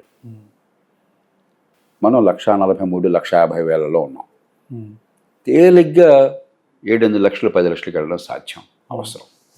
అది చేసి ఈ పెట్రోల్ డీజిల్ కార్లన్నీ ఆపేసి క్రమక్రమంగా పూర్తిగా విద్యుత్ మీద నడిచే కార్లు, నేను వాడేది ఎలక్ట్రిక్ కారు రోజు, అవి చేసి సౌర విద్యుత్తుని డే టైంలోనే ఎప్పుడైతే విద్యుత్ ఉత్పత్తి అవుతుందో అదే టైంలో కనుక ఈ కార్లు ఛార్జ్ అయ్యేట్టుగా ఫాస్ట్ ఛార్జింగ్ ఏర్పాట్లు చేసామనుకోండి, దేశం మొత్తంలో ఇవాళ 29,000 ఛార్జర్లు ఉన్నాయి, 1,00,000 పెట్రోల్ బంకులు ఉన్నాయి, 29,000 ఛార్జింగ్ స్టేషన్లు ఉన్నాయి. కనీసం 2-3 లక్షల ఛార్జింగ్ స్టేషన్లు ఏర్పాటు చేయాలి. ఎక్కడికి వెళ్ళినా కూడా నాకు ఇబ్బంది లేదు, అరగంటలో పావు గంటలో ఛార్జ్ అయిపోతున్నాయి, ఏర్పాటు చేయగలగాలి. సాధ్యం, ప్రపంచంతో చేస్తుంది. చైనాలో 15 లక్షల ఛార్జింగ్ స్టేషన్లు ఉన్నాయి. ఇవి ఇంతవరకు చేసామనుకోండి. అలాగే వ్యవసాయంలో అనవసరంగా వరి పండిస్తున్నాం, అవసరాన్ని మించి పండించి అక్కడ మూలుగుతోంది. ఉత్పత్తి చేస్తున్నాం కాబట్టి కొనేవాళ్ళ పైన బలవంతంగా కొనమని మరి ప్రభుత్వాన్ని మెడల వంచి కొనేట్టు ఏర్పాటు చేస్తున్నాం ఎక్కువ ధరకి. మన పన్ను డబ్బు వృధా అయిపోతుంది. దాన్ని ఎనర్జీ క్రాప్స్గా మార్చామనుకోండి, చాలా పద్ధతులు, చాలా క్రాప్స్ ఉన్నాయి. Napier grass, super Napier grass అని ఉన్నది. దాని నుంచి ఇంధనం తీసామనుకోండి, కంప్రెస్డ్ బయోగ్యాస్ కానీ లేకపోతే బయో ఆయిల్ కానీ మిగతా కానీ, వ్యవసాయానికి ఆదాయం వస్తుంది, ఇంధనం దిగుమతి తగ్గుతుంది, పర్యావరణం కాపాడిన వాళ్ళం అవుతాం, ప్రభుత్వానికి అదనపు ఖర్చు పోతుంది, అన్ని రకాలుగా లాభం. కాబట్టి ఈ సంక్షోభాన్ని అవకాశంగా మలుచుకుందాం, మహత్తర అవకాశం. ఇప్పుడు ప్రజెంట్ గవర్నమెంట్ చేస్తుందా సార్ పని? మొదలుపెట్టారు. ఉదాహరణకి ఇప్పటికే ఇంధనంలో 20% ఇథనాల్ కలుపుతున్నారు. పెట్రోల్ విషయంలో 20% అయిపోయింది, పూర్తి అయిపోయింది. డీజిల్కి ఇథనాల్ కలవదు. కలవ. కాబట్టి దానికి ఐసోబ్యూటనాల్ చెప్పని మరొక రకమైన ఆల్కహాల్ ఉన్నది. దానికోసం ఏర్పాట్లు జరుగుతున్నాయి. ఆ టెక్నాలజీ కూడా తేలిగ్గా జరుగుతుంది. అది చేసి డీజిల్లో కూడా కలపడం మొదలెట్టాలి. బ్రెజిల్ 65-80% దాకా వెళ్ళిపోయారు. 65-80% దాకా వెళ్ళిపోయారు. అలాగే నేను చెప్పినటువంటి వ్యవసాయం నుంచి మీకు ఇంధనం తీయడం కోసం చెప్పని దానికోసం రాయితీలు ప్రకటించారు. అలాగే మీరు కంప్రెస్డ్ బయోగ్యాస్ వ్యవసాయం నుంచి ఉత్పత్తి చేసినట్టయితే, లేకపోతే వ్యర్థ పదార్థాల నుంచి ఉత్పత్తి చేస్తే గ్యారంటీగా ఒక రేటు కొన్ని ఏర్పాటు జరిగింది. కొన్ని సబ్సిడీలను ప్రకటించారు. కాబట్టి కొన్ని జరుగుతున్నాయి. కానీ మొత్తాన్ని పరిపాలన యంత్రాంగం ఏంటంటే అక్కడికడుగు ఇక్కడికడుగు, ఆ శాఖ అది ఈ శాఖ వెళ్ళదు, కుడి చేతి ఎడమ చేతి మధ్య సంబంధం ఉండదు. కాబట్టి ఆ సంబంధం వచ్చేట్టు సమన్వయం చేసి యుద్ధ ప్రాతిపదికన, ఏదో మామూలు పరిపాలన యంత్రాంగంలా కాకుండా ఒక యుద్ధ సమయంలో దేశమంతా కూడా దేశం ఉనికి, దేశ భవిష్యత్తు తక్కువదాన్ని మాత్రపడుతుంది. ఇవాళ ఆ రకంగా మనం తీసుకోవాలి. అవి చేసినట్టయితే పూర్తిగా సాధ్యం. సంక్షోభాన్ని అవకాశంగా మార్చుకోవచ్చు. గ్రామీణ ప్రాంతాల్లో పరిశ్రమలను పెంచవచ్చు, వ్యవసాయంలో ఆదాయాన్ని పెంచవచ్చు, ఇంధన దిగుమతులు ఆపచ్చు, పర్యావరణాన్ని కాపాడవచ్చు, ఖజానా ఖర్చు లేకుండా చేయొచ్చు. అంటే చాలా కొద్ది సందర్భాల్లో ఇన్ని రకాల మేళ్ళు ఉంటాయి. ఒక రకంగా ఇరాన్ వాడు, అమెరికా వాడు మన నెత్తిన పాలు పోసారనుకుందాం. ఇది అవకాశంగా తీసుకోవాలి. విజ్ఞులు చేసే పని అది. అంతేగాని మన చేతుల్లో లేని వాటిని గురించి వాపోవటము, కన్నీళ్లు కాచడము, వాడిని వీడి తిట్టడం మనకెందుకు గొడవ? మన పని మనం చూసుకుందాం. అంటే ప్రభుత్వం పని చేసుకోబోతుంది, కానీ నేను చెప్పినట్టుగా సార్ కొంచెం పొలిటిక్స్ కూడా దీంట్లో యాడ్ అవుతుంటే మనం కూడా ఏంటంటే ఇప్పుడు ప్రభుత్వానికి కూడా కొన్ని విషయాల్లో ఏదో చెప్పాను కదా, కుడి చేయించే సమస్య లేకుండా చేస్తున్నప్పుడు సమన్వయం చేయడానికి మన నుంచి కూడా గొంతు కలవాలి. ఎందుకు ఈ మాట మాట్లాడుతున్నాను? ఈ స్పష్టత వచ్చింది అనుకోండి విధాన నిర్ణేతల్లో, ఈ దేశంలో ప్రజలకు అర్థమైంది అనుకోండి, దీనివల్ల లాభం మనకు వ్యక్తులుగా ఎంత, సమాజానికి ఎంత అని చెప్పని, అప్పుడు పార్టీలకు అత్యధికంగా వేగంగా జరుగుతుంది.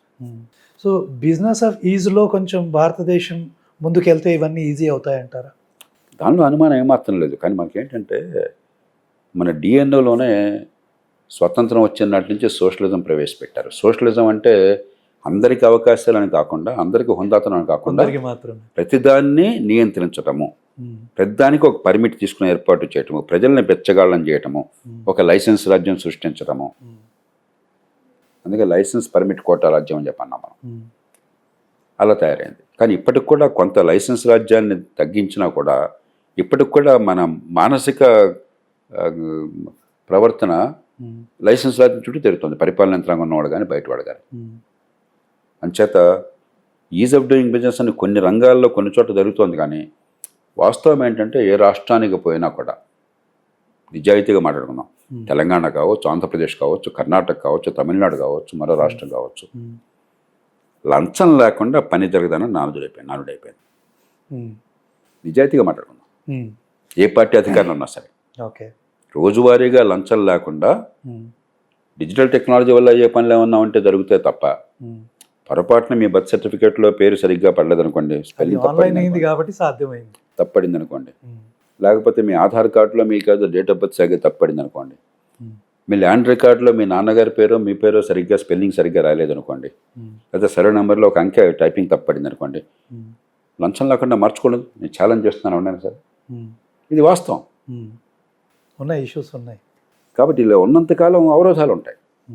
ఆర్థిక ప్రగతి ఏ రకమైన భయం లేకుండా, సంకోచం లేకుండా, ఇతరులకు ఇబ్బంది లేకుండా నేను సంపద సృష్టిస్తానికి నాకు అడ్డు ఉండదు, ఇతరులకు అన్యాయం చేయకుండా ఏదైనా చేయొచ్చు అని నమ్మకం కలిగినప్పుడు ఉన్నటువంటి ధీమా వేరు. అరే ఈ పని మొదలెడితే ఈడు అడుకుంటాడేమో, అడుకుంటాడు, వాడిని మేనేజ్ చేయట్లాగా అడుకోలం ఏంటి, ఇటు వర్గం ఏంటి, ఎవరు చెప్పాలి, ఎంత డబ్బు ఇవ్వాలి, ఏ రూపంలో ఇవ్వాలి, మన ఆలోచనతో దీని మీద ఉంటే పరిశ్రమ నడిపే వాళ్ళందరికీ ఎలా ఉంది ఇప్పుడు ఇవాళ? పరిశ్రమ ఎట్లా నడపాలా, అంతర్జాతీయ పోటీని ఎట్లా తట్టుకోవాలా, మన్నిగ్గల సరుకుల్ని తక్కువ ధరకు ఎట్లా అందజేయాలా, అది కాదు వాళ్ళ సమస్య ఎక్కువగా. అరే ఈ అధికారి వస్తే వాటి లంచం ఎట్లా అరేంజ్ చేయాలా, వీడు ఇన్కమ్ ట్యాక్స్ అసెస్మెంట్ చేస్తుంటే వాడిని ఎట్లా తృప్తిపరచాలా, ఒక ఇన్స్పెక్టర్ వస్తే వాడిని ఎట్లా కాళ్ళు పట్టుకోవాలి, మచ్చిక చేయాలా, ఎవరి దగ్గరికి పోవాలా, మన టైం అంతా దీనికోసం పోతుంది. సిస్టమ్ని మార్చింది. కాబట్టి ఎక్కడైతే ఆ ఇబ్బందులు తక్కువ ఉన్నాయో అక్కడ పరిపాలన వేగంగా జరుగుతుంది, ఆర్థిక వ్యవస్థ పెరుగుతుంది. ఇబ్బందులు ఎక్కడ ఎక్కువ పెట్టుకున్నామో అక్కడ మన వేళతో మన కళ్ళు పొడుచుకుంటున్నాం. రాష్ట్రాల మధ్య చాలా గట్టి పోటీ ఉన్నది. ఏ రాష్ట్రాలు కొంచెం ఇది అర్థం చేసుకుని కొంతమేరకన్నా బాగు చేస్తే అక్కడ ముందుకు వెళ్ళిపోతున్నారు, పెట్టుబడులు వస్తున్నాయి. ఏ రాష్ట్రాలు కొంచెం అక్కడ నెమ్మదిగా ఉన్నాయో అక్కడ నష్టపోతున్నారు. ఇప్పుడు చాలా ప్రభుత్వాలు ఏంటంటే ఇన్సెంటివ్స్ని, అంటే మేము గెలవగానే ఇది ఇస్తాము, ఒక ఆయన వచ్చి ఏకంగా 10 తులాల బంగారం ఇస్తాను. అంటే వీటి మీద కాకుండా పరిపాలన మీద, లేకుంటే ప్రజల్ని ప్రయోజనవంతుల్ని చేయడం, దాని మీద ఎందుకు సరి ప్రభుత్వాలు దృష్టి చూపెట్టవు? అంటే వాళ్ళు కోరేది ఓట్లు. ప్రతి మనిషికి కూడా మన ఇంట్లో, మన కుటుంబంలో, మనతో సహా, మన బిడ్డలతో సహా రేపటి కోసం ఈవేళ కొంత త్యాగం చేద్దాం అనేది కొంచెం కష్టం. నేను ఉన్నాను, మామూలుగా వాకింగ్ చేస్తాను, నేను బాగా సంతోషంగా చేస్తాను. ఎందుకంటే బయట కేబీఆర్ పార్క్లో ఉదయం 5:30-6 గంటలకల్లా మంచి వాతావరణము, సంతోషంగా ఉంటుంది. ఈ మధ్య నాకు అరికాలు నొప్పి వచ్చి వాకింగ్ కొంతకాలం చేయలేకపోతున్నాను. సైక్లింగ్ చేయాలి. నాకు ప్రతిరోజు సైక్లింగ్ చేయడం అవసరం అని తెలుసు, చేస్తే నాకు ఆరోగ్యానికి మంచిదని తెలుసు, ఆ రోజు అంతా బాగుంటుందని తెలుసు. కానీ సైక్లింగ్ చేయాలంటే అవి ఎంత కష్టం, నాకు అరగంట సేపు 30 గంటలు నాకు ప్రారంభమైనట్టు ఉంటుంది. ఎందుకురా ఇవాళ మేనేద్దాం అనిపిస్తుంది. అది మానవ సహజం. మన పిల్లలు ఉన్నారు, నాన్న పొద్దున్న సాయంత్రంగా వీడియో గేమ్స్ ఎట్లాగా, టైంకి నిద్రపో, నువ్వు టైంకి లేచి హోంవర్క్ పూర్తి చేసుకో, బయట పిల్లలతో ఆడుకో, ఊరికే ఒంటరిగా కూర్చున్న స్క్రీన్ చూడకుండా అని చెప్తాం అనుకోండి, డబ్బాలను తలుపు మూసేస్తారు. ఐ హేట్ యూ డాడీ అని చెప్పాను. ఎందుకంటే ప్రతి మనిషి కూడా తాత్కాలికమైన సుఖము, సంతోషం కాదు అది, తాత్కాలికమైనటువంటి సుఖం, ఆ సుఖానికి సిద్ధపడతారు. మానవ సహజం అది. ప్రజాస్వామ్యంలో కూడా అంతే. కానీ ప్రభుత్వాన్ని ఎన్నుకునేది ఎందుకు, పన్నులు కట్టేది ఎందుకు? పని చేయించడం, మన ఉమ్మడి సేవలు అందించడం కోసం. మనం సొంతంగా చేసుకోలేనివి, మనకి జీవితంలో చాలా అవసరమైనవి, అవి సరిగ్గా జరగకపోతే మనం చాలా నష్టపోయేవి, అవి అందించడం కోసం. మంచినీళ్ళు అందరికీ ఏర్పాటు చేయడం కోసం, మంచినీళ్ళ కోసం ట్యాక్సులు కడదాం. విద్యుత్ సరిగ్గా అందడం కావచ్చు, విద్యుత్తుకి టారిఫ్లు కడదాం. కానీ విద్యుత్ అందాలిగా, నీళ్ళు ఇంటికి రావాలిగా, మురుగునీటి పారితలు ఉండాలిగా, వర్షం వస్తే వరద నీళ్ళు పోవాలిగా, రోడ్డు మీద ట్రాఫిక్ నడవాలిగా, స్కూల్లో పిల్లలకు నిజంగా విద్యాబోధన రావాలిగా, ఆరోగ్యం అందాలిగా. ఈ ఉమ్మడి సేవలు సొంతంగా చేసుకోలేనివి, అవి జరగకపోతే నరకంగా ఉండేవి చేయడం కోసం ప్రభుత్వాన్ని ఏర్పాటు చేసుకున్నాం. మనం ఏం చేసాం, దాన్ని పక్కన పెట్టి, అది ఉమ్మడి సేవలు కదా, నీకు ఇది ఇస్తే ఈ పూట చేతికి దొస్తుంది అంటే తృప్తి పడతావు అనే విషయం గుర్తించి, మన పిల్లలు ఎట్లయితే వీడియోగా మారితే సంతోషపడతారో ఆ క్షణం, మళ్ళీ రేపు పరగడిపే దానికి అలవాటు చేశాం. ఈ నేపథ్యంలో దీన్ని ఆలోచించాలి. మరి ప్రజాస్వామ్యంలో ప్రజల సమ్మతి కావాలి. ఇవాళ ఏదన్నా పార్టీ వచ్చి నేను అసలు తాత్కాలికంగా ఇచ్చే తాయిలాలు ఒక్కటి కూడా ఇవ్వాలంటే డామను ఓడిపోతారు. కాబట్టి ఒక మధ్య మార్గం అన్వేషించాలి. మధ్య మార్గం ఏమిటి? ఇటు తాత్కాలికంగా ఇచ్చే వ్యక్తి సంక్షేమానికి, ఇటు దీర్ఘకాలికంగా జరిగే ఉమ్మడి పనులకి. తాత్కాలికమైన వ్యక్తి సంక్షేమము, దీర్ఘకాలికంగా ఉమ్మడి పనులు, ఈ రెండుకి తాత్కాలికము వ్యక్తి, దీర్ఘకాలికము సమిష్టి, ఈ రెండుకి మధ్య సమన్వయం కావాలి. ఈ తాత్కాలికంగా వ్యక్తి కోసం చేసే పనులు చేస్తాను, బటన్ నొక్కుతాను, అయిపోయింది అనుకుంటే సర్వనాశనం అయిపోతుంది దేశం. అంచేత రెండు సమన్వయం చేయాలి. సమన్వయం చేయడానికి ఒక నియమం ఏమిటి? ఉదాహరణకి అప్పు చేసి పప్పు కొడి తినబాకు. అంతే. నీకు వచ్చే పన్నుల డబ్బుతో, ఆ సంవత్సరం వచ్చే డబ్బుతో ఆ సంవత్సరం ఖర్చు అలానే పెట్టు. నీ ఇష్టం వచ్చినటువంటి సంక్షేమాన్ని వ్యక్తిగతమైనవి. కానీ అప్పు చేసిన డబ్బు రేపు పొద్దున ఆదాయం పెరగడానికి పెట్టుబడులుగా పెట్టు, పిల్లల కోసం. మన కుటుంబంలో ఏం చేస్తామో బుద్ధి ఉన్నవాళ్ళు అదే పని ప్రభుత్వం చేసేట్టుగా ఆ మాత్రం ఏర్పాటు చేసామనుకోండి, భవిష్యత్తు సుఖంగా ఉంటుంది. ఇప్పుడు మీ సంస్థ నుంచి ఏదైతే ఫౌండేషన్ ఫర్ డెమోక్రటిక్ రిఫార్మ్స్ అన్నారో, ఈ సంస్థ ఇలాంటి కార్యాలు చేస్తుందని నేనైతే 100% నమ్ముతున్నాను సార్. మీతో పాటు మేము కూడా కాంట్రిబ్యూట్ చేయాలన్నా, ప్రజలు కాంట్రిబ్యూట్ చేయాలన్నా, వాళ్ళు మీకు ఎలా సహాయపడగలరు? రకరకాల మార్గాలు ఉన్నాయి. ఒకటి, ముందు విషయం తెలుసుకోండి. విషయ పరిజ్ఞానం లేకుండా, లోతైన అవగాహన లేకుండా మనం పెద్దగా ఎక్కువ చేయలేం. కొంత చేయగలం, కానీ విషయం తెలుసుకోండి. మంది హితాన్ని పెంచాలని చెప్పంటే ఏ రంగంలో ఏ రీతిన చేస్తే ఏ మార్పులు వస్తే బాగుపడుతుంది అర్థమైతే ముందు సగం పరిజ్ఞానం ఉండట్లేదు.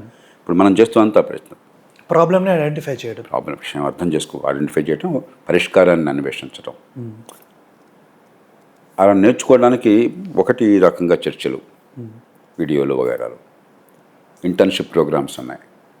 అలాగే దేశమంతా కూడా ఈ రోజుల్లో టెక్నాలజీ అందుబాటులో ఉంది కాబట్టి మనం వ్యక్తిగతంగా కొన్ని సందర్భాల్లో వెళ్ళినా, కొన్ని వెళ్ళకపోయినా కూడా ఈ జ్ఞానాన్ని పంచడము, చర్చని రేకెత్తించడం, ఇది ఒక పెద్ద ప్రక్రియ జరుగుతుంది. దానిలో చేతనైనంత మీరు వాస్తవాలని హేతుబద్ధంగా సమాజానికి పనికొచ్చే రీతిన మీ చుట్టూ ఉన్న వాళ్ళలో పెంచండి. 2 నచ్చిన రంగాన్ని తీసుకోండి. ఉదాహరణకి పాఠశాలల్లో ప్రభుత్వం డబ్బులు ఖర్చు పెడుతున్న పిల్లలకి తెలివితేటలు ఉన్నా కూడా తల్లిదండ్రులు త్యాగాలు చేస్తున్నా పిల్లలకి నిజమైన విద్య అందటం లేదు, వాళ్ళ మేధస్సు వికసించడం లేదు, బతుకులు సర్వనాశనం అవుతుంది. ఇది వాస్తవం. అది సమస్య కాకపోతే కాక్రోచ్ జనతా పార్టీ అనే పేరుతో ఇంతమందికి ముందు వచ్చేవాళ్ళు కాదు. కోట్లాది మందికి డిగ్రీ కాగితాలు పేరుకున్న సర్టిఫికెట్లు ఉన్నాయి తప్ప వాళ్ళు ఏ పాపం ఎరుగకున్నా కూడా జ్ఞానం రావటంలా. వాళ్ళ తప్పు కాదు అది. డిగ్రీలు ఉన్నాయి కానీ విజ్డమ్ లేదు. డిగ్రీ ఉంది, పరిజ్ఞానం లేదు. విజయం తర్వాత చూద్దాం. పరిజ్ఞానం లేదు అసలు, ఓకే, కనీస పరిజ్ఞానం కూడా లేదు. ఇంగిత జ్ఞానం విజ్ఞత తర్వాత చూద్దాం. ఏమీ తెలియకుండా పొట్టగొస్తే అక్షముక్క రాకుండా కాగితాలు అందుతున్నాయి. ఇది వాస్తవం. వాళ్ళ తప్పు కాదు, అది వాళ్ళ తల్లిదండ్రులు తప్పు కాదు, సిస్టమ్ తప్పు. దీన్ని ఎలా బాగు చేయాలి అది అర్థం చేసుకుని దానికి 10 మందితో కూరుకోండి. మీ ఊళ్ళో కావచ్చు, మీ మండలంలో కావచ్చు, మీ జిల్లాలో కావచ్చు, మీ స్కూల్లో కావచ్చు. మూడోది, సందర్భాన్ని బట్టి కొన్ని సందర్భాలలో పెద్ద ఎత్తున మనం గొంతు విప్పాల్సి వస్తుంది. ఉదాహరణకి హైదరాబాద్ నగరంలో మహానగరాలంటికి సమస్య ఉంది. ఉన్న కొద్దిగా మహానగరాలు పెరిగిపోతున్నాయి, ప్యారలైజ్ అయిపోతున్నాయి. ట్రాఫిక్ భయంకరంగా ఉండి, ట్రాఫిక్ కావచ్చు, పొల్యూషన్ కావచ్చు. బెంగళూరులో ట్రాఫిక్, ఢిల్లీలో పొల్యూషను. హైదరాబాద్ బెంగళూరుతో ట్రాఫిక్ విషయంలో, ఢిల్లీతో పొల్యూషన్ విషయంలో పోటీ పడాలని నిర్ణయించుకున్నారు. అది కాదుగా మనం పోటీ పడాల్సిన తీరు. కాబట్టి హైదరాబాద్లో ట్రాఫిక్ నియంత్రణ, ట్రాఫిక్ బాగు చేయడం కోసం చాలా సులభమైన పద్ధతులు ఉన్నాయి, పెద్ద ఖర్చు లేకుండా. దానికోసం గొంతు ఎప్పి జంట నగరాల వాళ్ళంతా కూడా వివిధ పద్ధతుల్లో ఇది కావాలని మేము కోరుతున్నాం అన్న భావాన్ని వ్యక్తం చేశారనుకోండి, ఈ పార్టీలు ప్రభుత్వాలు చచ్చినట్టుగా దిగొచ్చే పని చేయాలి. లేకపోతే ఓట్లు పోతాయి, ఆర్థిక వ్యవస్థ క్షమించిపోతుంది. అప్పుడు క్రియాశీలకంగా పాలు పంచుకోండి. అన్ని సమయాల్లో కూడా ఈ పిచ్చి కులాలని, ఈ పిచ్చి పార్టీలని అవన్నీ ఎలక్షన్లో ఓటు వచ్చినట్టు మీ ఇష్టం వచ్చినట్టు వేసుకోండి. కానీ ప్రతి గంట దాని గురించి ఆలోచించకుండా చుట్టూ ఉన్న సమాజంలో మనకు చేతనైన మేరకు పౌరులంగా, సంఘటితంగా, పరిజ్ఞానంతో ఏ రకంగా మంచి మార్పుని సాధించగలం దాన్ని అన్వేషణ చేయండి. మీకు ఏమైనా సందేహాలు, ఆలోచనలు ఉంటే మాతో పంచుకోండి. ఎప్పుడైనా సరే మంచి ప్రయత్నం దేశంలో ఎవరి రూపంలో ఎలా జరుగుతున్నా సరే దానికి సాయం చేయడం లోక్సత్తాకి, ప్రజాస్వామ్య పీఠానికి కర్తవ్యాలుగా మేము భావిస్తున్నాం. సార్, ఇప్పుడు ప్రభుత్వం మారినా కూడా common goals or common targets లాంటివి మనం ప్రభుత్వాలకి సజెస్ట్ చేయొచ్చు. ఖచ్చితంగా. ఏ ప్రభుత్వంతో మనకి ఏం కావాలా? ఎందుకంటే ఇప్పుడు ట్రాఫిక్ ప్రాబ్లం, అంతేకాదు దాన్ని సాధించాలి. ఇప్పుడు చాలా పనులు మనలో అవగాహన లేక ఏం చేయాలో తెలియక జరగట్ట. ఉదాహరణకి రాజ్యాంగంలో 3 లక్షల జనాభా దాటిన మున్సిపాలిటీల్లో వార్డు కమిటీలను ఏర్పాటు చేయండి అనే ఉద్దేశం ఏమిటి? 3 లక్షలు చాలా పెద్ద సంఖ్య. పేరుకి స్థానిక ప్రభుత్వం నిజంగా ఉన్నా, నిజంగా అధికారం ఇచ్చిన మన దేశంలో నిజమైన అధికారాలు ఇవ్వాల దొంగ స్థానిక ప్రభుత్వాలు ఇచ్చిన 3 లక్షలు అంటే చాలా పెద్ద అయిపోయింది. కాబట్టి ఒక పెద్ద గ్రామం లాంటిది, చిన్న పట్టణం లాంటిది ఎక్కడెక్కడ నుండి ప్రతి వార్డుకి, హైదరాబాద్ నగరం ఉందనుకోండి, 300 వార్డులు ఉన్నాయి ఇప్పుడు 3 నగరపాలక సంస్థల్లో. ప్రతి వార్డుకి ఒక కమిటీ ఉందనుకోండి, ప్రజలు ఎన్నుకున్న కమిటీ. వాళ్ళ చేతుల్లో 3-4 కోట్లు పెట్టి మీరు చూసుకుంటా మీ వార్డులో పనులను మొదలు వేసామనుకోండి. అక్కడ ఇంకెవరిని అడగాల్సిన అవసరం లేకుండా నేను జవాబుదారీగా ఏర్పాటు చేసామనుకోండి. అప్పుడు ఏమవుతుంది?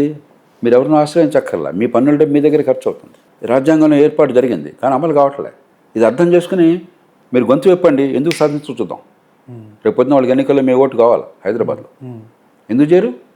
వాడి కోసం వాడు చేస్తాడు, మీకోసం కాదు. కాబట్టి మనం ఇప్పుడు కూడా సమస్యలు వర్ణించడంలో గొడవ చేస్తున్నాం. ఈ పార్టీ వాడు ఆ పార్టీ మీద, ఆ కులం వాడు ఈ కులం మీద, ఈ మతం వాడు ఆ మతం మీద, ఈ ప్రాంతం వాడు ఆ ప్రాంతం మీద తన్నుకులాడుతున్నాం తప్పితే ఉమ్మడి ప్రయోజనాల కోసం సంఘటితంగా గొంతు విప్పటం నేర్చుకోవాలి. అప్పుడు అన్ని పనులు జరగవు కానీ చాలా పనులు జరుగుతాయి. లోక్సత్తా ఉద్యమం, ప్రజాస్వామ్య పీఠం 4 రాజ్యాంగ సవరణలు సాధించాం. ఒక్క ఎంపీ ఓటు లేకుండా, మాకు ఒక్కళ్ళకి అధికారం పదవి లేకుండా 7-8 పెద్ద చట్టాలని సాధించాం. పాలనా సమాచార హక్కు దగ్గర నుంచి, పార్టీల నిధుల చట్టం దగ్గర నుంచి, ఎన్నికల్లో పోటీ చేసేవాళ్ళు వివరాలు ప్రకటించే చట్టం దగ్గర నుంచి, స్థానిక న్యాయాలయాల చట్టం దగ్గర నుంచి 4-5 పెద్ద విధానాలు రూపకల్పన చేసాం దేశంలో. జాతీయ ఆరోగ్య మిషన్ దగ్గర నుంచి, వ్యవసాయ రంగంలో స్వేచ్ఛ వాణిజ్యం దగ్గర నుంచి, దిగుమతి అవుతున్నటువంటి వంట నూనె మీద టారిఫ్లు పెట్టడం దగ్గర నుంచి, రైతులను కాపాడడం కోసం ఎన్నో రకాలుగా, లేకపోతే పెట్రోల్ బంకుల్లో ఈ తూనికల్లో మోసాన్ని అరికట్టడం దగ్గర నుంచి ఇంకా చాలా చేయాల్సి ఉన్నాయి. కానీ ఎందుకు చెప్తున్నానంటే ఇవన్నీ మనం నిర్మాణాత్మకంగా పూనుకుంటే, పార్టీలు కులాలు పక్కన పెట్టి సంఘటితంగా విజ్ఞతతో, పరిజ్ఞానంతో పనిచేస్తే అన్ని పనులు సాధ్యం కాకపోయినా చాలా పనులు సాధ్యం. సో సార్, ఇప్పుడు మన ప్రజాస్వామిక వ్యవస్థలో గవర్నమెంట్ గురించి మాట్లాడుకున్నాం, వీటి గురించి మాట్లాడుకున్నాం, వ్యవస్థల గురించి మాట్లాడుకున్నాం. అన్నిటికంటే ముఖ్యమైనది మీడియా. ఇది కూడా it's one of the pillars of democracy. వీళ్ళు నిర్వహించవలసిన బాధ్యత వాళ్లకు మీరేం చెప్తారు? వాళ్ళకి చెప్పేంత సాహసం చేయను, కానీ అంటే సజెషన్ ఇవ్వచ్చు కదా. ఇప్పుడు రాజ్యాంగబద్ధంగా ఉన్న 3 అంశాలు అందరికీ తెలుసు. 3 అంగాలు: శాసన నిర్మాణ వ్యవస్థ, రాజ్యాధికార నిర్వహణ వ్యవస్థ ఎగ్జిక్యూటివ్, న్యాయ వ్యవస్థ. ఈ 3 మూల స్తంభాలు. ఈ 3లో భాగం కానప్పుడు కూడా మీడియాను ఫోర్త్ ఎస్టేట్ అనే కారణం ఏంటంటే జనాభిప్రాయాన్ని కూడగట్టడం, మలచటం ప్రజాస్వామ్యంలో అత్యంత కీలకమైన ప్రక్రియ. ప్రజల సమస్యల్ని ప్రభుత్వానికి తీసుకెళ్లడం. మనకేమైందంటే మీడియా ఖచ్చితంగా ఈ దేశంలో చాలా మేరకు తన పాత్ర నిర్వహిస్తూ వచ్చింది. కానీ ఉన్న కొద్దికి 2 పరిణామాలు చోటు చేసుకుంటున్నాయి. ఒకటి, జనహితాన్ని పెంచడం కంటే అధికార క్రీడని వర్ణించడము, దానిలో నిమగ్నం కావటం అయిపోయింది. Major draw. మీడియాలో 180 పాళ్ళు అక్కడ చర్చ అంతా కూడా ఈ పార్టీ ఆ పార్టీ, వాడు గెలుస్తాడు వీరు, అంతే తప్ప ప్రజలకి ఏమవుతుంది, ఎన్నికైన తర్వాత జనానికి ఏం జరగబోతోంది, జనం గురించి కాదు ఆలోచన. ఆ పార్టీలు ఎన్నికల్లో పోటీ చేసి వాళ్ళు హీరోలు, మనమందరం కూడా పల్లకీలు మోసబోయేలుగా తయారైనాం. అధికార క్రీడ ప్రధానం అయిపోయింది. ఎందుకంటే చాలా జ్యూసీగా ఉంటుంది. హీరో వీళ్ళని పోటాడుకుంటున్నారు. మధ్యలో జనం వాళ్ళ జీవితం కాదు ఇది. కానీ ప్రజాస్వామ్యం ఎన్నికల్లో పోటీ చేసేవాళ్ళని గురించి కాదు, ప్రజాస్వామ్యం మన గురించి, ఓటు వేసేవాడిని గురించి, పన్నులు కట్టేవాడిని గురించి. ఇది మర్చిపోయినాం. ఇది ప్రపంచమంతా ఎంతో కొంత ఈ సమస్య కనిపిస్తుంది. రెండవది, ఇటీవల కాలంలో కొత్తగా వచ్చిన సమస్య ఏమిటి, సోషల్ మీడియా యుగంలో ఒక మహాజ్ఞాని, ఒక పరమ మూర్ఖుడు ఇద్దరు సమానమే ఆల్మోస్ట్. ఆ క్షణంలో వాడి మనసులో బుర్రి పెడితే వాడు ఇష్టం వచ్చిన టటగా చేస్తాడు, వెళ్ళిపోతుంది. దానికి సెన్సా, నాన్ సెన్సా, విజ్ఞత ఉందా లేదా, ఆధారం ఉందా లేదా, సభ్యత సంస్కారం ఉందా లేదా అనవసరం. ఒక ఐన్స్టైన్ చెప్పినా, ఒక పరమ మూర్ఖుడు చెప్పినా సమానం అనుకుంటున్నది భ్రమ. ప్రజాస్వామ్యంలో అందరికీ గౌరవాన్ని ఇవ్వాలన్నారు, కానీ ఐన్స్టైన్ను సామాన్యులు సమాన గౌరవానికి అర్హులు కాదు. ఐన్స్టైనే, గాంధీయే, గౌతమ బుద్ధుడే. అది మర్చిపోయినాం. దాంతో ఏమైంది, ఇన్స్టెంట్ గ్రాటిఫికేషన్. ఆ క్షణంలో లైక్స్ కావాలి. లైక్స్ ఎప్పుడు వస్తాయి, సెన్సేషన్ చేయడం. ఆ సెన్సేషన్ బాగా హృదయాన్ని తట్టి లేపి ఉద్రేకం రెచ్చగొడితే ప్లస్ టీఆర్పీలు, అప్పుడు టీఆర్పీ వస్తుంది, అప్పుడు లైక్స్ వస్తాయి. మనం మాట్లాడుకున్నట్టుగా చాలా బోరింగ్గా ఆలోచించేనట్టుది ఏంద్రా అయితే బోర్లంత ఆలోచించాలా, ఇంత ఆలోచన పని టైం పని వెళ్ళిపోతున్నాం. కానీ దాన్ని బట్టి దాని ప్రాధాన్యత గుర్తించకూడదు మనం. కానీ మీడియాకి పోటీ సోషల్ మీడియా అయ్యేసరికి ఎట్లాగొట్లా ఆకట్టుకోవాలని చెప్పని చాలా విన్యాసాలు. ఈ 2 నుంచి బయటపడాలి. ఒకటి, సాంప్రదాయ మీడియా నుంచి కొంత అంతర్మథనం కావాలి. చేసిన తప్పులేమిటి, గుత్తాధిపత్యం ఉన్నప్పుడు ఎలా దుర్వినియోగం చేసుకున్నాం, ఇప్పుడు సమాజహితం కోసం పనిచేస్తూ మీడియా ఉనికిని ఎట్లా కాపాడాలి. సమాజహితం కోసం పనిచేసి ఉనికి లేదనుకోండి, పెట్టిన ఖర్చు రాకపోతే మీడియా బతకదు. ఈ 2ని సమన్వయం చేయటం ఎట్లా, కొంతమంది ప్రయత్నం చేస్తున్నారు, మన దేశంలో చేస్తున్నారు, ప్రపంచంతో చేస్తున్నారు. 2, మనకి మన పిల్లలకి ముందు మనం అర్థం కావాలి, మన కుటుంబంతో ప్రారంభమై. ఈ ఇన్స్టెంట్ గ్రాటిఫికేషన్ స్థానంలో క్షణాల్లో తృప్తిపరిచే దాని నుంచి, ఈ వెంటనే డోపమైన్ రిలీజ్ అయిపోయి ఆ ఎక్సైట్మెంట్ దగ్గర నుంచి కాస్త నింపాదిగా, నెమ్మదిగా, విచక్షణతో ఆలోచించడం మనం అలవాటు చేసుకోవాలి. ఆధునిక మానవుడికి ఆటవిక జంతువులకి మౌలికమైన తేడా ఏంటంటే, ఆటవిక జంతువులు ఇన్స్టింక్ట్ ప్రకారం ఇన్స్టెంట్గా రియాక్ట్ అవుతాయి, ఫైట్ ఆర్ ఫ్లైట్. లేకపోతే అయితే బతకడం కోసం ఇతరులను చంపటం, ఆహారాన్ని తీసుకోవటం, వేటాడటము, లేదా సంతానోత్పత్తి కోసం అని చెప్పని నానతంటాలు పడ్డాం, ఇంతే. కానీ మనిషి దాన్ని అధిగమించడం, మనిషి థింకింగ్స్లో హేతుబద్ధంగా, వాస్తవాల ఆధారంగా, విచక్షణతో, భవిష్యత్తు ఉమ్మడి హితం పట్ల దృక్పథంతో ఆలోచించడం మనిషి చేసే అద్భుతమైన ప్రక్రియ. దానివల్లనే ఆధునిక ప్రపంచంలో మనం అందుకున్న సౌకర్యాలన్నీ అందినాయి. హడావిడిగా ఆవేశంగా చేయటం వల్ల వీటిలో ఏమి అందల, ఈ టీవీ కెమెరా అందల, ఈ మరమగ్గాలతో బట్టలు రాలా, ఈ చేతికి వాచి అట్లా రాలా. మనం వాడే ఏ వస్తువైనా, అనుభవించే ఏ సేవ అయినా, సౌకర్యమైనా విచక్షణ వల్ల, ఆలోచన వల్ల వచ్చింది. మన రోజువారీ చర్యల్లో విచక్షణ ఆలోచన లేకుండా గుడ్డెద్దు చెలబడిపోతే మంచి ఎట్లా జరుగుతుంది, ఆటోకి మనలో మిగిలిపోతాం. మనం ఏం చేస్తున్నాం, 2 ఏళ్ల వయసు నుంచి పిల్లల్ని తృప్తిపరచాలి కాబట్టి వాడికి మొబైల్ ఫోను, టీవీ కెమెరా, ఆ ట్యాబ్లెట్ మరొకటి ఇచ్చేసి వాడు కేరింతలు కొడుతుంటే సంతోషపడిపోతున్నాం. వాడు డోపమైన్కి అలవాటు పడిపోతున్నాడు. వాడికి రోజు ప్రతి క్షణం గంటకు 20-50 సార్లు ఎక్సైట్మెంట్ లేకపోతే వాడికి మనశ్శాంతి ఉంటుందా? మొట్టమొదటిసారిగా ప్రపంచ చరిత్రలో, మానవాళి చరిత్రలో ఇప్పుడున్న కొత్త తరం తెలివితేటలు తగ్గినాయని చెప్తున్నారు. మామూలుగా తెలివితేటలు ఇప్పుడు పెరుగుతుంటాయి. అది అనిపిస్తుంది సార్. మొట్టమొదటిసారిగా ప్రపంచ చరిత్రలో ఈ కొత్త తరం, ఎందుకంటే వాళ్ళ తప్పు కాదు, పుట్టిన దగ్గర నుంచి ఈ ఇన్స్టెంట్ స్టిమ్యులేషన్కి అలవాటు పడిపోయినాం. అంత ఆటోమేషన్ కూడా కాబట్టి పిల్లల్ని పెంచడం విషయంలో మనం ఆలోచన చేయాలి, ఏం చేస్తున్నాం అని చెప్పి. ఈ మధ్యకాలం ఆస్ట్రేలియా లాంటి దేశాల్లో మరి 16 ఏళ్ళ దాకా 18 ఏళ్ళ దాకా సోషల్ మీడియా బ్యాన్ చేద్దాం అంటున్నారు. నా దృష్టిలో ఆలోచన చేయాలి మన దాని గురించి. సూపర్. కనీసం వచ్చే తరంలో బాగుపడుతుంది. కాబట్టి 2 రకాలుగానే ఏర్పాట్లు కావాలి. సో ధన్యవాదాలు సార్, మంచి మంచి విషయాలు చెప్పారు. సో భక్తిషన్ ప్రేక్షకులు మన జయప్రకాష్ నారాయణ్ గారు చెప్పిన మంచి విషయాలని మనం తీసుకుందాం. ఈ ఇంటర్వ్యూలో నెగటివిటీ వద్దు, చెడుగా ఆలోచించేది వద్దు. మనము సమిష్టిగా పనిచేస్తూ ప్రభుత్వానికి, మన దేశానికి ఒక బలంగా అవ్వాలి, కానీ మన దేశానికి కానీ ప్రభుత్వానికి కానీ బలహీనంగా మారకూడదు. ఈ విషయమై మీరేమంటారో కామెంట్ రూపంలో చెప్పండి. అలాగే మన ఛానల్ని లైక్ చేయండి, షేర్ చేయండి. మన ఛానల్ గురించి 10 మందికి చెప్పండి. మరో మంచి వీడియోతో మీ ముందుకు మళ్ళీ వస్తాను. నమస్తే.